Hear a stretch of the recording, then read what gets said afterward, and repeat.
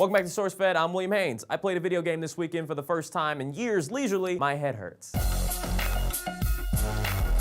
Alanah Pearce is an online video game reviewer for Australian radio stations and television shows. I recently posted a YouTube video ranking YouTubers I've met, a tier list, and the only person on that list who had the huevos to text me was Alanah Pearce!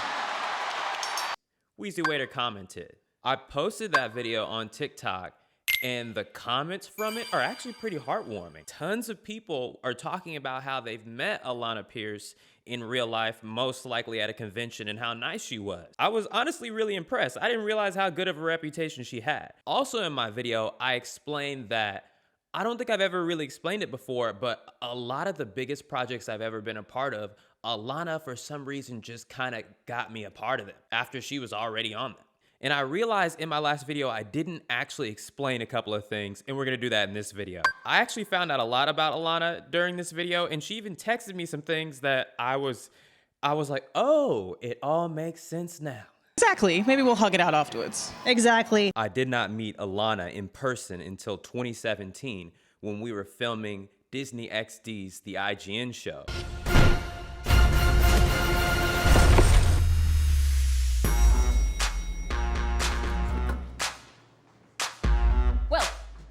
Well, where are you going? It's Tekken 7! So for some reason, Disney was like, we're gonna try to make a couple of TV shows with YouTubers and put them on a television time block. You're going to see what it's like to work at the biggest video game media company in the world where anything can happen. This is the IGN show. Wasn't something supposed to happen? Did someone unplug a cord or something? Hello? My mom loved this more than anything I've ever done. As you may know, I don't really play video games. I played Kingdom Hearts 1 and 2, and that was it. Perhaps the reason I quit playing video games was because of Zaldin, the Organization 13 member on Hollow Bastion. I couldn't beat him for like a year. He ruined everything for the rest of my life. Once Chain of Memories came out and I didn't like it for 20 minutes, I don't think I ever played a video game again. I think it was when we were working at the IGN show, I asked Alanah if she ever gets tired of video games because she worked all day playing video games and then went home and then played video games. And she said no.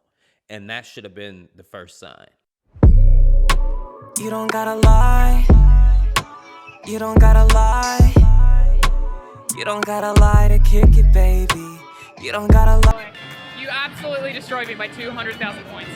I've been playing this in bowling alley since 2007. I needed this. But after SourceFed ended in March or April 2017, it was by June they needed to start shooting or something. So I'm pretty sure what happened was Alanah was like, hey, why don't we get William Haynes? Next thing you know, I was flying between Los Angeles and San Francisco once a week for a few days to film a TV show. And it was amazing. I'm so sorry. Can I get a picture with you? Sure. I'm a really big fan. Thank you so much. Hey, nice to meet you too.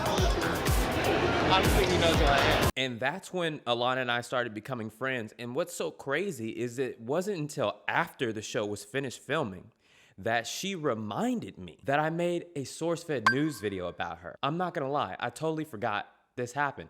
I remember making the video, I remember filming it, writing it, and recording the story.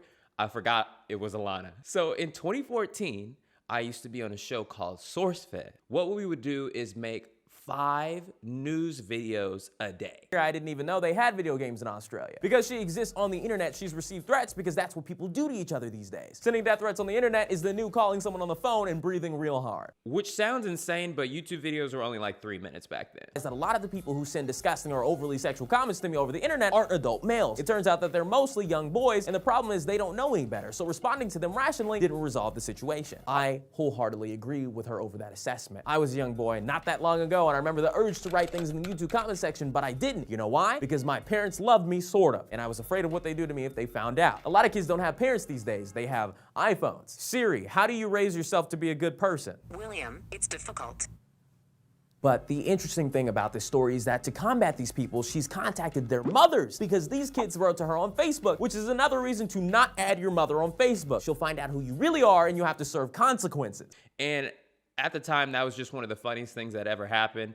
And I did a story about it. I remember she like tweeted me or something, was like, thanks. And that was it. And next thing you know, a couple years later, here we are. Filming the IGN show was one of the greatest experiences of my life as well, because hey, people my age, we all wanted a TV show at some point.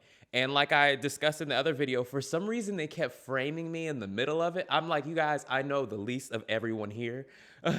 You really have me sitting next to Naomi Kyle, and you want me to act like I know anything about video games? I think it's one of the coolest offices in pretty much the entire world. You right? And this guy thought Tekken 7 was cool.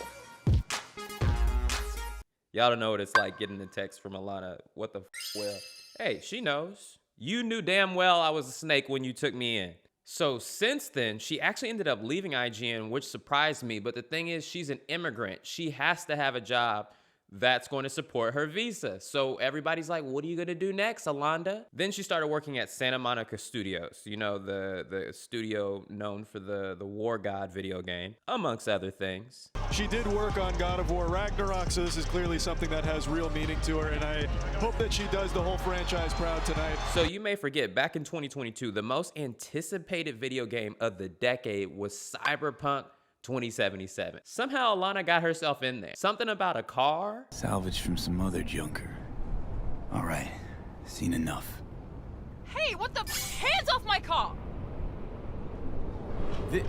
What? No, it's my car. No, why would you leave it rusting in a yard? I always thought that was really amazing. So in the video, I pretty much explained it briefly. Something happened with the original guy that was supposed to be in creator class. He was talking about other people's girlfriends and whatnot, and they kicked him out. And so I'm pretty sure that they were in Discord or whatever. There's a creator class fighter Discord, and they're like, dang, who are we gonna get to replace him? Pretty sure Alanah was like, we should probably just get Will. And then she texted me to be in it, and then so did Jarvis. And I was like, at first I was like, I don't know, you guys. Like, I know it's kind of crazy to think 9 months in the future that I was heavily leaning against doing it. But with both of them telling me to do it, I was like, you know what? How bad could it be? Then, you know, I got beat up a whole bunch of times by real boxers. But then I won. This is bad news! Referee taking a look!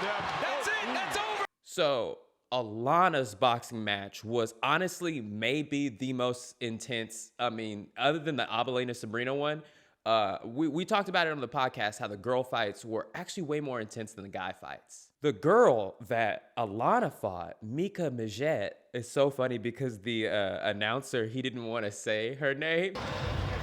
And like I said, an amazing fight there from William Haynes, but we have more on our plate, gentlemen, as we have Mika Midget versus Alanah Pearce. He's like, I'm not saying that. I'm pronouncing it Majette. So Mika is also a tall chick as well. So I don't know if you knew, Alanah's very tall. She is like the same height as me. And I was really, you know, concerned about this bout because I don't like to see women fight under any circumstances. I can't enjoy it. Seen a lot of this from our first fight, but we're seeing the circle run here from Mika. Especially Alanah, especially if it's somebody like I know, like somebody like Jessica, I couldn't watch, or my sister legitimately could not watch a fighting match between somebody I know and care about. So when she went and fought out Mika, it was crazy because Alanah was just... She's got to throw back here. She's got to throw punches back. Alina's just letting the punches, letting the hands go. She kind of has a similar style to me where she was very calm the entire time. And was just, but unlike me, she was stalking her woman. Oh my goodness, Alanah was on her ass. Vertical approach here from Alanah, but it's working so far as Mika's got to sit down on some shots here. You can't be intimidated by that pressure. When you throw punches like that, you're going to lose a lot of energy, and not all of them land. It was just like, she was like very technical about it, very methodic. Problem is the defense behind it, Tony, and you're starting to see that. Yeah. And she just was walking her down. She was like cutting off the ring. It was intense. Like, you know, Alanah is one of those women that can beat up tons of dudes. Losing a boxing stance, which... Like, you're a dude, you think you're strong? I don't think you can fight Alanah. I don't think you can. Brisk. Back and forth, left hook. Right hand, and that is it. Mika. So in my original video, I was joking about how Alanah has done so much for me, but whenever I see her, she's always like, oh, hey, Will. So many people tell me like, oh, Alanah said so many nice things about you. Alanah really likes you a lot. Really? Because every time I see Alanah, she looks like this. This girl doesn't smile. I had to send her this video I found of her enjoying the boxing match. So she's just like a Wednesday Addams type person. Like one of the most helpful people to me in my life. But when I see her, she's like, oh, hey, Will. And how I feel like she doesn't really smile a lot. And she pretty much texted me and explained to me that I basically misunderstood autism.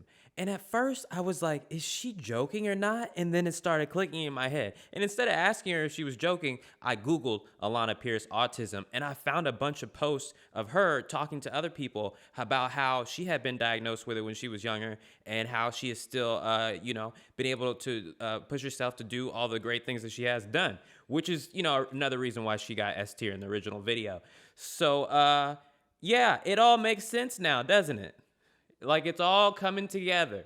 And on text message, she was explaining to me how, like, it's kind of, like, cool these days to, like, kind of say that you have autism. But when she was diagnosed with it younger, you know, it was very different back then, and I 100% agree with her. A lot of Star Trek fans refer to themselves as neurodivergent, and for a reason. A lot of us really are. Some people want to be, which is wild. What I love about Alanah Pearce is that she makes me feel like my life is anime, especially with the whole Creator Clash thing. It's obviously like the internet had its own fighting tournament like Dragon Ball Z or Dressrosa on One Piece. Like everybody came together and fought. And, you know, it's so cool when everybody goes and has their own anime trials and tribulations in their own life, and we all come together. And so there are a lot of people that I really appreciate, but I can't say that anybody else has just lined things up for me like she did. So thankful for you. Have you ever had someone in your life help you out on a bunch of random different things before? What did you think about Alanah Pearce? You ever met her? Maybe I should try to play a video game. What do you guys think? What's the worst nonviolent thing you can do to a person, like call their mother? Did your parents ignore you as a child and you find yourself behaving as a cis to society? Let me know in the comments down below. The video game I played this weekend was Assassin's Creed, and now I'm all sneaky.